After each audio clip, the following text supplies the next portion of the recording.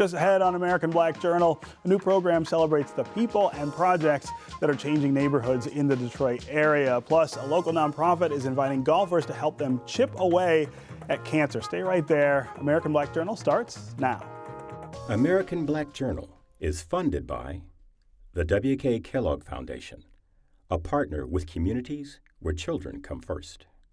How does diversity bring energy to us all? At DTE Energy, we believe that it's the contributions of all that build great communities. As a company, we grow stronger by welcoming the unique perspectives of everyone. As community members, we support our state's broad culture and heritage. From working closely with women and minority-owned suppliers to embracing our local cultures, DTE Energy is powering diversity. The DTE Energy Foundation is a proud sponsor of Detroit Public Television. Masco Corporation is proud to manufacture innovative and environmentally friendly products for the home. Delta faucets, craft-made in Merillat cabinets, and Behr brand paints have all been designed with you in mind. Masco and its family of companies, serving Michigan communities since 1929.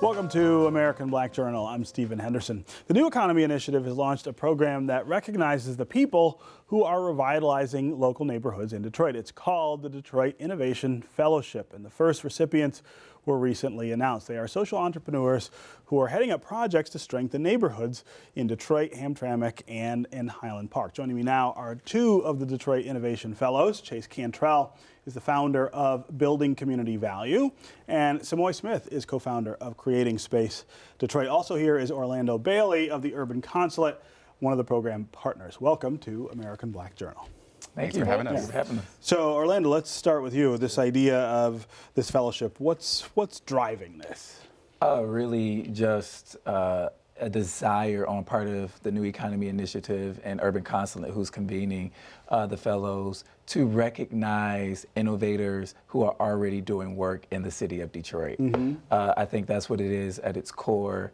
We wanted to design a program where we didn't have a challenge or really an application process and encourage people to do anything new. Right. People are already doing great work. And so the Innovation Fellowship is an homage to the people who are already doing great work. Talk about some of the things that they will get out of this fellowship. What are you hoping to expose them to? Yeah, sure. So we will be convening the fellowship quarterly. Urban Consulate will be sponsoring the convenings, and really conversation and being able to bounce stories and ideas off of each other.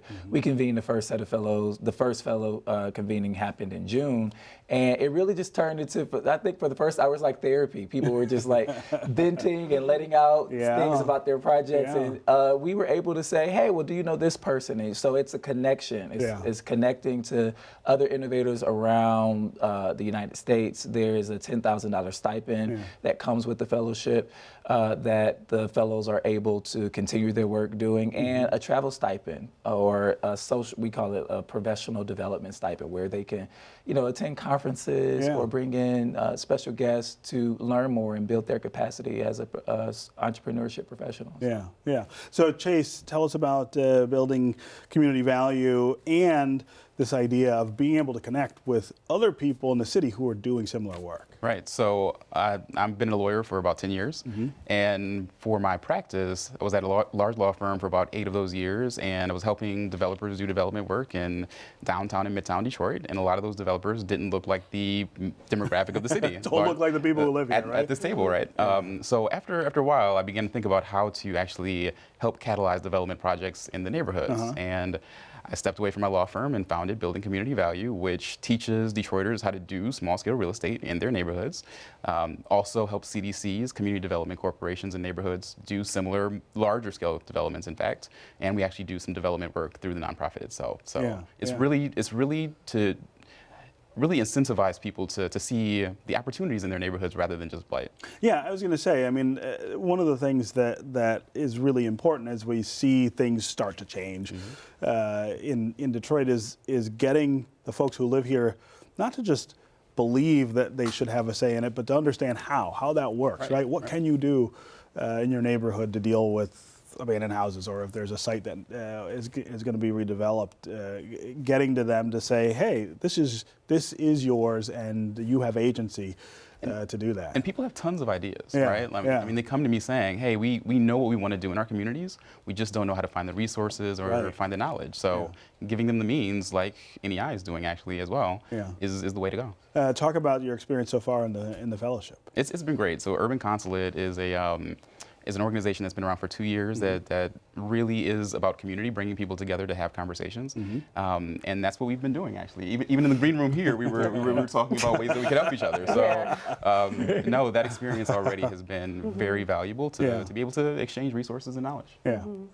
Samoy, tell me about Creating Space Detroit. So Creating Space Detroit is really what Chase is working towards other community members to embrace, is this idea that we see a problem in our neighborhood and we want to change it, and so we take it upon ourselves to do that. So we had a vacant lot in our neighborhood. It's a double lot that was just overgrown and abandoned, and it was used for dumping, and nobody was taking care of it. So we decided we need to do something about it, and so we actually created our nonprofit because we wanted to get something done. Right. And so we created our nonprofit, and we're almost finished building out the park now, and we're working on getting the house adjacent to it and turning it into a community space as well. Yeah, I mean, that's one of the important things to remember when you're doing stuff in neighborhoods too, is one thing at a time, right? One parcel at a time, and it doesn't seem so overwhelming when you're not thinking, oh my goodness, this whole block could use X, Y, or Z. What can I do here, and then what can I do next to it, and so on and so on. And so talk also about the fellowship for you, the fellowship experience. I'm really excited. I'm really excited about the fellowship because it gives me access to learning opportunities that I wouldn't otherwise have access to. And so I'm really looking forward to all the professional development. Just being able to talk to Chase, which I already talked to Chase, but you know, now you have a professional reason to do that, having right? access to somebody like Mama Shu to talk about the things that she's doing over on Avalon Village. It's like those type of connections. And I just went to Detroit Soup to help Detroit Mama Hub, or support Detroit Mama Hub and their pitch, and just being able to have that community of people who support you, and knowing I can call these people up and go, okay, I'm having a problem. I need some advice or just support or anything like that. Right. One of the things that I know all small nonprofits in the city, especially ones working in neighborhoods, deal with is access to capital, right? Money to do these things. Is this part of what you guys are trying to help with as well? Yeah, so what's interesting is not everyone is a part of a nonprofit organization. Okay. Some of the fellows are very grassroots folks. And so what we wanted to do was really look at who is doing the work and who is not being showcased in the dominant narrative. When we talk about the revitalization of Detroit, it has a white face, a white millennial face attached to it. And too often. All too often in a city that's over 85% black. And so what we wanted to do was listen to the stories and highlight the stories in Model D, published by Issue Media Group, and incentivize these folks with amplifying their voice, amplifying their story, and giving them the cash. And so some of them are nonprofits, some of them are not. So it's novel in that way. Yeah. We're doing something a little different. Yeah. I wanted each of you to talk about what you would say or what you do say to people who are thinking about trying to do the things that you're doing and maybe a little hesitant, maybe don't know how to get to that space. I mean, this idea that you can sort of start at a small level and grow to something that affects more places, I think is sometimes lost on a lot of people. Right. I think that usually what I point people to are organizations and resources that already exist. So Michigan Community Resources is one great organization that helps local nonprofits get up and running, gives them legal advice and all of that. So if people have passion and desire to do something in their neighborhoods, I usually try to let them know, look, there are other people who are doing this. There are certainly organizations in Detroit that are trying to support that effort. And that it's, if you have an idea, there's always ways to make it happen. In my day job, I'm in community development for Eastside Community Network, and the same sort of neighborhood capacity building that Chase is talking about, we do. We've helped to formalize the Chandler Park Conservancy, which stewards the revitalization of Chandler Park, and another initiative that we're working on, Good Stock Detroit. So you get with your local CDC. Yeah, for sure. No, that really matters. Yeah, I would say that there's such a wonderful ecosystem in Detroit to support people who are trying to do things, from Build Institute or the soups that they put on. I mean, you can just go and share your idea and win the pot of money that very night to go and do work. So there's lots of things. I would also suggest people look into IOB. There's a local IOB chapter over here that is amazing. When I first started, I did a IOB campaign, and Brianna Chester was there the whole time. If I had a problem, I could just call them and they would email me suggestions, how to crowdfund. Like, you don't have to do it by yourself. There's support here. Yeah. Well, and that seems to be the theme of the whole program here, is that you're not out there working by yourself, that there are a lot of other people doing the same thing. All right. Congratulations on the program, and congratulations to you two for being part of it. All right, up next, a fundraiser to provide much needed resources for cancer patients. But first, we continue our look back at this program over the last 50 years. Here's a 1988 Detroit Black Journal interview about health disparities in African Americans. But what's the difference today in picking up that cigarette or picking up that cigarette some 20 years ago when in the movies people were smoking and that was the cool thing to do? And they were dying of cancer of the lung at that time, too. I think the advertising, there is a book, I think it's Professor Warner at the University of Michigan has come out with a book called The Selling of Smoke, which chronicles the campaigns where in his book, the tobacco industry has targeted minority communities and especially minority women. It has been very successful, and they also have a very good lobby. I think Philip Morris is probably one of your greatest contributors to black colleges. They support the Joffrey Ballet. They support many of your singing groups, provide free concerts. So when one attacks these people, one has a formidable foe. Let me touch on a point that you made. Back 40, 50 years ago, people were smoking more and people were dying more of lung cancer. But as we found out how to handle these risk factors more and medical technology improved, we've had the non-minority sector of our country take the benefit of that. So what we see now is a widening gap between 5 or 6 major diseases that blacks are dying from that whites are not dying from the same rate. There's a concept in public health called excess deaths. For 1979-81, about 230,000 black folks died before the age of 70. About 59,000 of those persons, if they'd had the same experience as whites had, would not have died.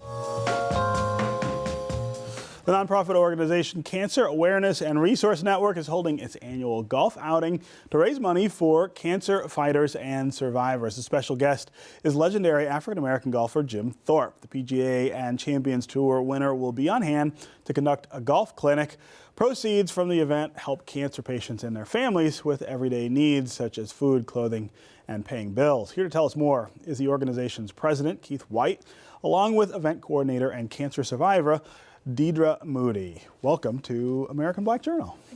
Yeah, what a great idea for an event. The idea, play golf and help people who are struggling with cancer. Tell us a little more about Chip Away at Cancer.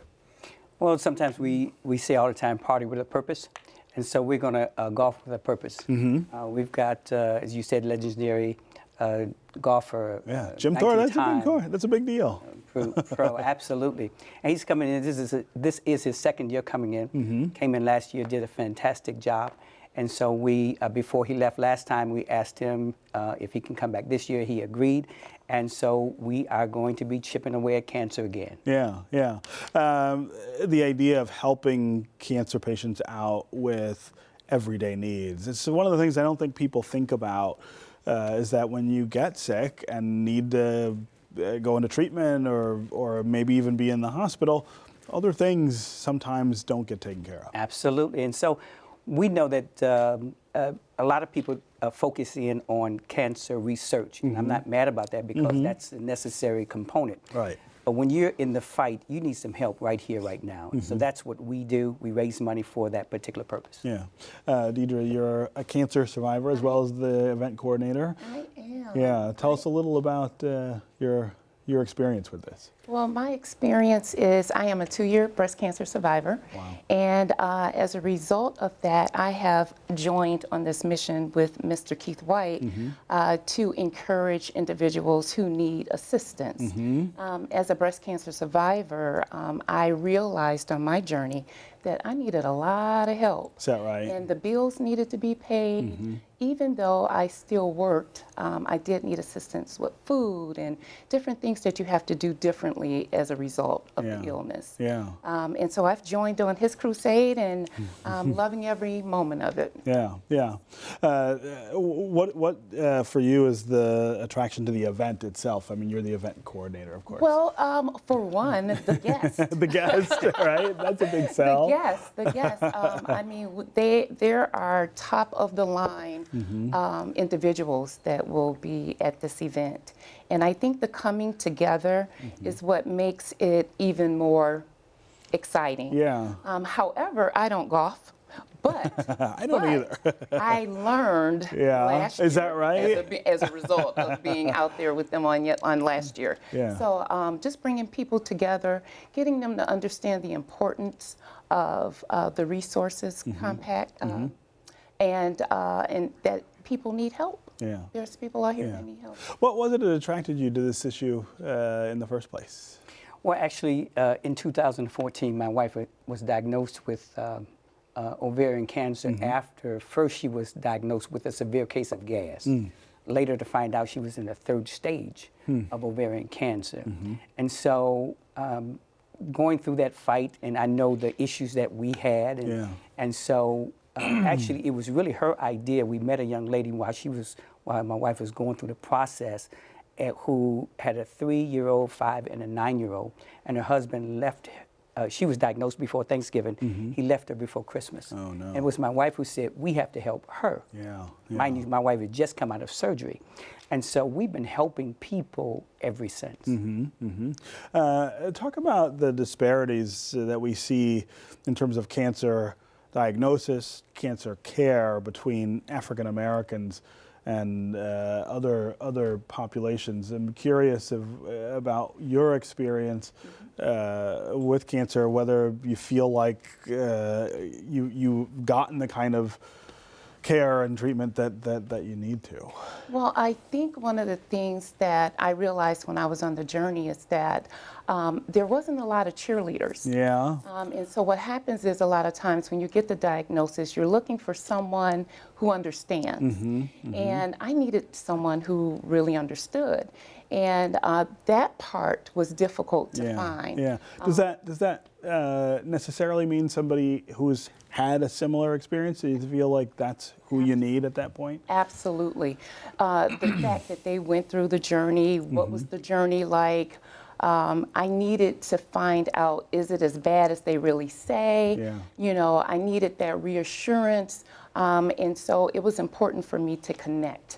And I think sometimes in our communities, we don't always know how to go about getting those connections. Right. And Cancer Awareness Resource Network is just an awesome opportunity for people to realize that they are out there. They're not by themselves, right? Absolutely. Yeah. What about in your wife's experience with diagnosis and treatment and things like that? So through our journey, and we were slightly different because she worked in a hospital, in a cancer hospital herself. Wow. And so we were in a slightly different situation. However, while going through the process, I saw so many people. And that's when I knew that this was something we had to do. I share with people all the time, I love what I do, I just hate why I'm doing it. Yeah. Because I see so many people on a regular basis who didn't have the opportunities that we have and the insurance and things like that. Sure. And so, again, that's another reason why we stepped up and stepped out to help people in this in their time of need. Yeah. Talk about some of the people who've benefited from this over the years, this program. So we do a thing called Santa Joy. And every year we have at least 5 families. We give them what we call the Santa list. And we, so far, thank God, we've been able to fulfill everything on everybody's list. We've been doing that since 2015. Wow. And then for our chipping away at cancer and our Colors of Cancer, Race for Resources, different events that we have, we're always writing checks to people. Yeah. Interesting enough, I was out at Home Depot a week and a half ago. I was building a garden at home. And there was a lady who was in line. She had a pink scarf on. And I'm just looking at her because certain things just draw my attention. Yeah. And I noticed that she was bald. And so I asked her, are you a cancer fighter? And she looked at me and she said, yes. And she was having some issues at the register. And so I just asked the attendant, let me help her. Yeah. And so we became, I'm not sure if I would say friends, but we have, we've talked quite a bit since then. Wow. And so those are the things that we do just to help people. Yeah. Because you never know. One of the things that I share with people all the time, with my wife right now, we know what's going on with her. Yes. But the rest of us walking around day by day, we don't know what's going on. Right, unless you go to the doctor and get checked out. Something's going to happen to all of us at some point in time. It may not be that severe, but at the end of the day, we know what's going on with her. And so me, I'm walking around. Something could happen to me at a moment. You never know when that. Absolutely. I mean, was your experience with that a surprise, or was this something that the doctors caught when they were supposed to? Well, it wasn't really a surprise. I found it myself. And then I went to the doctor, and then they confirmed it. And as a result of that situation happening, I had to go on this journey, which I knew nothing about. But the encouragement from my church family, the encouragement from my family made the journey not so difficult. Yeah. Even as a result of coming out, I started also my own support group. And so what I do is I encourage fighters that they can make it through the journey, through their chemo, through their radiation, and through the surgeries. And so I am currently doing that right now at this time. Yeah, no, that's awesome really amazing. job, too. I know, I mean, it's amazing that you're able to do that after your own experience. Yes. And the reason why is because I felt there was a need. Yeah. And I'm quite sure Keith would probably feel the same way as me. I'm trying to figure out a way that we can find a solution to some problems. And this is what we do, is we're finding a solution to a problem. Right. And there's a lot of people in our community that need assistance. They need support groups. They need resources. Absolutely. Yeah. Absolutely. Well, congratulations on the program. It'll be great to have Jim Thorpe here again doing the event with you guys, and you'll help a lot of people. I'm certain of that. So the event date is August the 10th. August 10th. We'll have that on our website too for the viewers. All right. Thank you both for being here. Thank you. Yeah. That's our program for today. Thanks for watching. You can get more information about our guests at AmericanBlackJournal.org. And you can always connect with us on Facebook and on Twitter. We'll see you next time.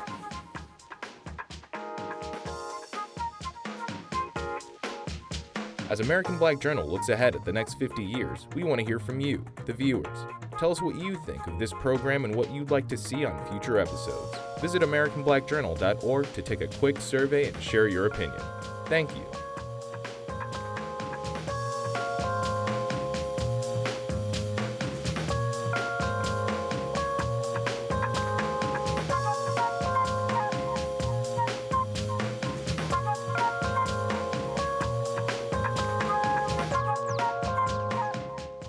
American Black Journal is funded by the W.K. Kellogg Foundation, a partner with communities where children come first.